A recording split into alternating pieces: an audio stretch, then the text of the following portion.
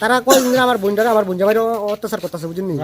এখন একদিন রাত্রেবেলা তারা 11টার সময় আমার বোন জামাইরে বাইতে বাইর করেছে। আমার বোন জামাইরে বৃষ্টি বালা বাজে বাসা করে গালাগালি করে আমার বোনটা থানা দিয়েছে ও বাইতে বাইর করে দিয়েছে। রাস্তাতে 11টার মতো তার করেছে 12টার মতো তারা থানাত গেছে। 12টার সময় খবর লয়ে দেন, তারা 12টার সময় ইসলাম হইতে গেছে। 12টার সময় হয়েছে না, এবার রাত্রে আইসে আর হেডার নাই তোর বাহের বাড়ির থাকলে তারা কয়তো সেটাই দাম করতাম তারে। এবার আস্তে সোয়ালবেলা আবার আমার বোনরা আবার মাত্র গেছে তার তোর বাড়ির লোক থাকলে হেরাম থাকলে কয়তো। এবার আইসে আমার ছোট বাড়ি গেছে আগে এডিটে মাত দূর আরম্ভ করছে। এরপরে পরে যে আমরা ঢুকছে এবার তারা আগে রোড টোন আটমাত সব রেডি বাড়ির ভিতরে আমরা সবাই আটমাত ওই এত মাথা মাথা যা সব পাঠাই লিখি সব মাইরা। তোমার বোনের নাম কি? বোনের নাম জয়ন্তী দাস। তোমার বাড়ি কোন জায়গায়? বাড়ি সোনামুড়া। কত বছর সে বিয়ে দিয়েছে? বিয়া দিচ্ছে আজকে তো 16-17 বছর। বোন জামের নাম কি? রঞ্জন মজুমদার। রঞ্জন মজুমদার। কি দাদার রম আছে?